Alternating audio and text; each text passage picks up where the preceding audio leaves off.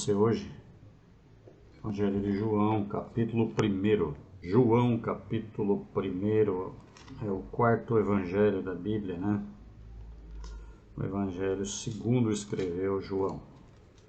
Esse meu canal aqui eu não falo de religião, mas eu falo da Bíblia, que é a palavra pura, a palavra viva de Deus. A Bíblia fechada, ela se torna um livro qualquer, mas quando a gente abre a Bíblia, examina e medita, é a boca de Deus falando com o homem. Então, esse é o meu propósito aqui, meu objetivo é falar direto ao teu coração, não as minhas palavras, mas as palavras que estão na Bíblia Sagrada. Então, o propósito aqui é abrir a Bíblia, meditar na Bíblia, na palavra, né? Para que ela possa realmente impactar a sua vida e através disso você possa impactar outras pessoas que estão precisando ouvir uma palavra. O mundo tem tantas informações, mas nós estamos vivendo diante de um mar de informações erradas, informações distorcidas e mentirosas. Então, quando nós abrimos a Bíblia, ela é a bússola, ela é a palavra do Deus vivo, ela nos guia, ela nos orienta, ela nos edifica, ela nos consola e ela nos conforta. Então, o meu objetivo aqui é realmente esse, é falar ao teu coração para que você medite na palavra, mergulhe na palavra e deixe essa palavra transformar a tua vida, né? Para que você seja cada dia melhor, uma pessoa que tem uma identidade, que tem um propósito, uma pessoa que realmente faz aquilo que precisa ser feito. A sua vida tem que fazer sentido, senão não faz sentido, não é verdade? Então eu vou ler aqui João, capítulo 1. No princípio era o Verbo, e o Verbo estava com Deus, e o Verbo era Deus. Ele estava no princípio com Deus, todas as coisas foram feitas por meio dele, e sem ele nada do que foi feito se fez. Nele estava a vida, e a vida era a luz dos homens. E a luz resplandece nas trevas, e as trevas não a compreenderam. Olha só, você vai entender. Houve um homem enviado de Deus, cujo nome era João. Este veio para testemunho, para que testificasse da luz, para que todos crescem por ele. Não era ele a luz, mas veio para que testificasse da luz. Ali estava a luz verdadeira que alumia a todo homem que vem ao mundo. Estava no mundo, e o mundo foi feito por ele, e o mundo não o conheceu. Olha só, versículo 11 do capítulo 1 do Evangelho de João. Veio para o que era seu, e os seus não o receberam. Mas a todos quantos o receberam, deu-lhes o poder de serem feitos filhos de Deus, aos que creem no seu nome. Se você prestou atenção naquilo que eu acabei de ler, esse texto ele é bem claro. Quando ele fala que no princípio era o Verbo, e o Verbo estava com Deus, e o Verbo era Deus. Então Jesus, ele estava no princípio com Deus desde a fundação do mundo, porque lá em Gênesis, quando Deus criou os céus e a terra, criou o universo, depois teve a criação do homem, o Senhor, ele chegou em determinado momento, que ele criou tudo, ele disse, façamos o homem conforme a nossa imagem e a nossa semelhança. Esse façamos o homem está no plural. Se está no plural, logicamente que Deus Pai, Deus Filho e Deus Espírito Santo estavam de comum acordo na criação do homem. E aqui em João a gente está vendo que o Evangelho de João confirma que ele estava no princípio com Deus e todas as coisas foram feitas por intermédio dele, né? No princípio ele era o Verbo e o Verbo estava com Deus e o Verbo era Deus. Ele estava no princípio com Deus e todas as coisas foram feitas por ele. E sem ele nada do que foi feito se fez. Então Jesus é Deus. Ele estava na criação, na obra da criação. E ele é o Verbo. O que é verbo? O verbo ele tem a ver com a palavra. Quando nós estamos aqui pensando e formulando frases, a gente tem que falar verbos. Se nós não falarmos os verbos, as frases elas não têm sentido. Elas não têm conexão. Os adjetivos sozinhos eles não têm efeito. Então o verbo ele é a essência da criação. Então Cristo ele é a essência de toda a criação. E o homem é criação de Deus. Então você é criação de Deus.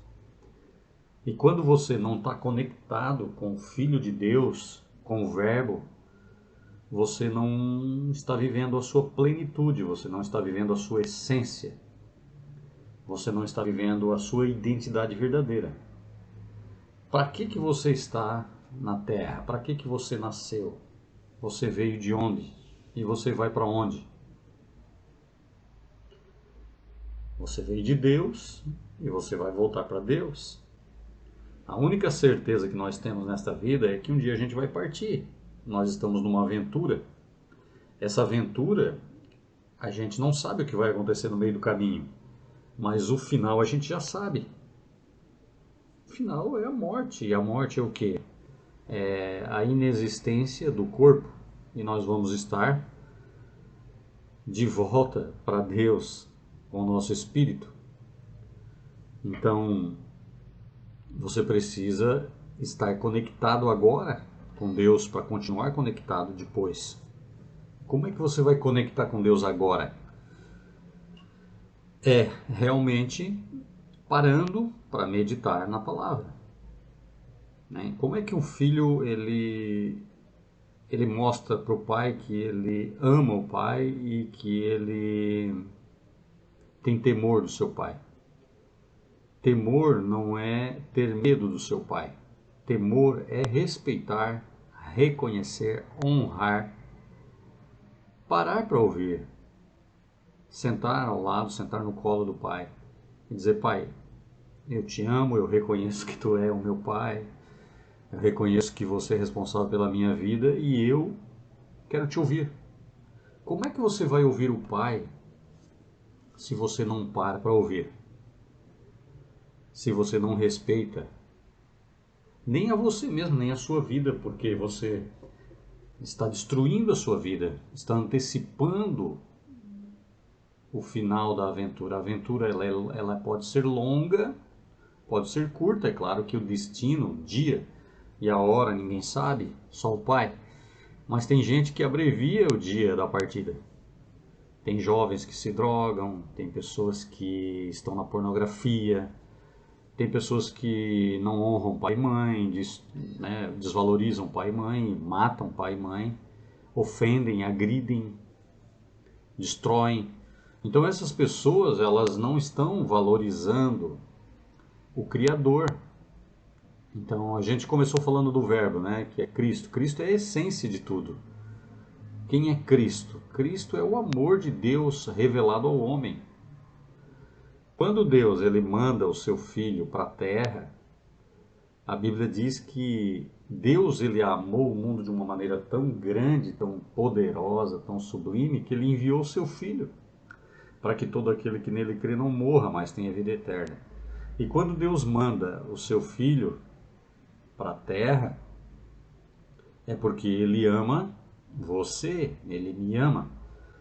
Então, se fosse necessário Jesus morrer para salvar apenas uma pessoa, você, ele teria feito isso. É claro que A obra da criação, ela é mundial, a obra da salvação, né, da morte de Cristo na cruz para a remissão dos pecados, não é uma religião, é uma ação individual. Cristo não morreu na cruz para criar religiões, dogmas, doutrinas, regras, não. Ele morreu para que você pudesse parar. Enquanto você estiver na correria do dia a dia, você não para, mas quando você escuta a história da cruz, isso te chama a atenção. Esse é um marketing pesado. Quando Cristo ele impactou a humanidade com a morte dele, porque ele deu o exemplo. Se ele deu o exemplo, ele não deu o exemplo para que você estrague a sua vida, mas ele quer que você entenda que ele é a essência da vida. O Cristo na terra era o próprio Deus, cara a cara, falando com o homem, dizendo: olha aqui, pare, preste atenção, nada vai fazer sentido na vida se você tirar o verbo, se você tirar a essência. Então, acima de qualquer coisa que você está hoje preocupado, você pode estar preocupado em ganhar dinheiro, você pode estar preocupado em sustentar a família, isso é natural e é normal. Só que você corre atrás do dinheiro, você corre atrás das coisas e não alcança, por quê? Porque está faltando um primeiro passo. Está faltando a essência. Não é simplesmente você ter uma religião. Não é isso que eu estou dizendo aqui. Eu estou dizendo que falta você ter uma experiência com Deus, uma intimidade com Deus. E a intimidade com Deus, às vezes a gente olha assim, mas Deus está tão longe, tão distante, lá no trono dele. Não. Cristo, ele veio para dizer que é chegado entre vós o reino dos céus. E onde é que está o reino dos céus? Está dentro de você. O que Deus quer de você? O seu dízimo, a sua contribuição na igreja? Não. O que Deus quer é o seu coração. O que Deus quer? É o seu sentimento, é o seu intelecto, é todo, né? É todo o seu ser focado nele. Como que você vai focar em Cristo? Ouvindo a sua palavra, ouvindo a palavra de Deus. Quando você para meditar, eu estou aqui, parei agora de manhã, estou aqui compartilhando com você uma palavra. Essa palavra é profunda. Agora, se eu fechar a Bíblia e colocar ali na minha estante, ou aqui na minha mesa, e todo dia eu olhar para ela, não faz sentido nenhum. Agora, quando eu paro, eu abro a Bíblia, eu leio, examino e trago para dentro de mim, e eu medito assim: poxa, Cristo é o Verbo, e o Verbo é o que dá sentido para a vida. Se você não está ligado com Cristo, a tua vida não tem sentido. Você não sabe quem você é e você não sabe para onde você está indo. Se você não sabe quem você é e não sabe para onde você está indo, você está perdido. Porque aí o vento te leva para qualquer lado. Agora, quando você medita na palavra, quando você mergulha na Bíblia, você vai começar a entender que existe um ser superior que controla tudo. Mesmo que você não creia, o planeta está sendo controlado, é regulado, funciona, tudo funciona. As leis de Deus funcionam perfeitamente. Mesmo que você ignore isto, a lei de Deus ela vai continuar existindo.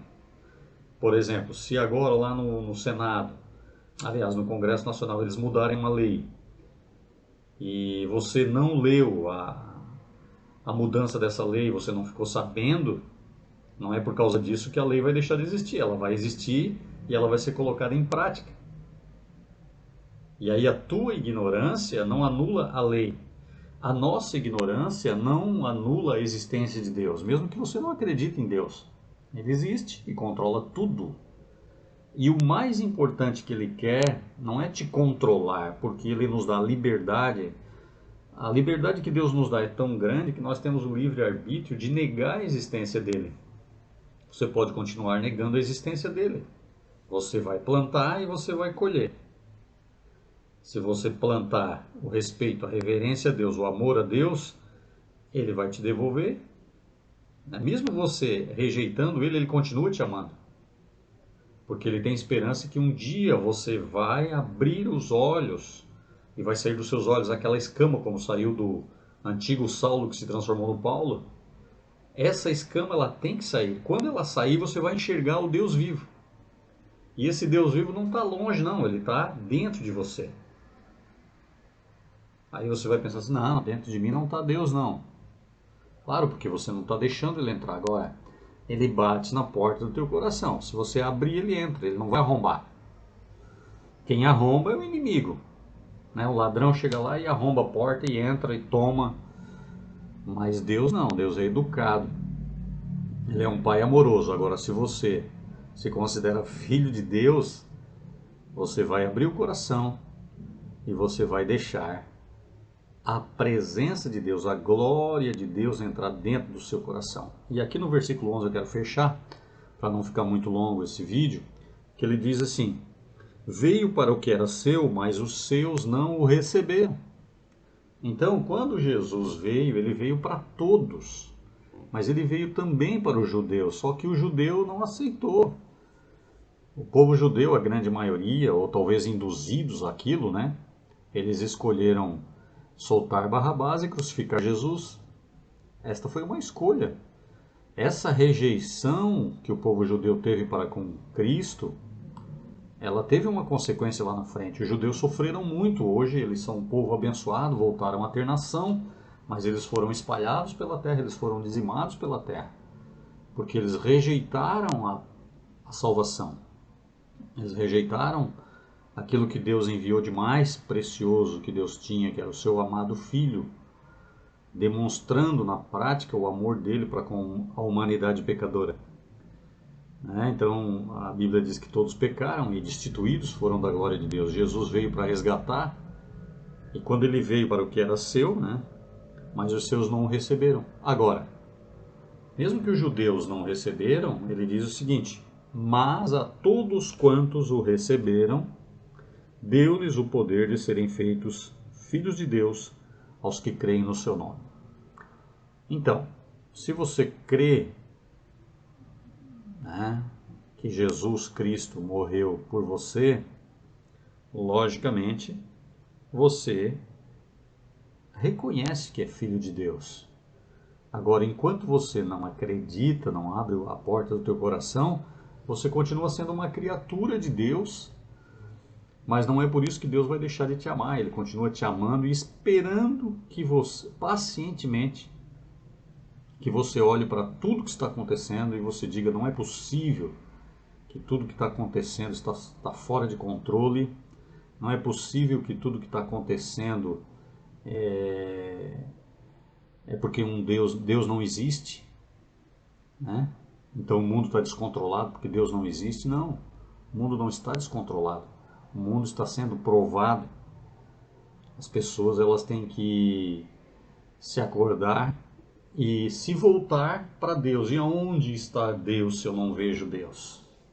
Aonde está o vento se eu não vejo o vento, mas eu sinto o vento? Deus está dentro de você. Ele ama você. E Ele quer habitar dentro do teu coração. Então é chegado a nós o reino dos céus. O reino dos céus está dentro de nós. Quando nós abrimos a porta do nosso coração e deixamos Deus entrar, Ele entra. E Ele nos dá paz. Ele nos traz felicidade. Ele nos traz alegria.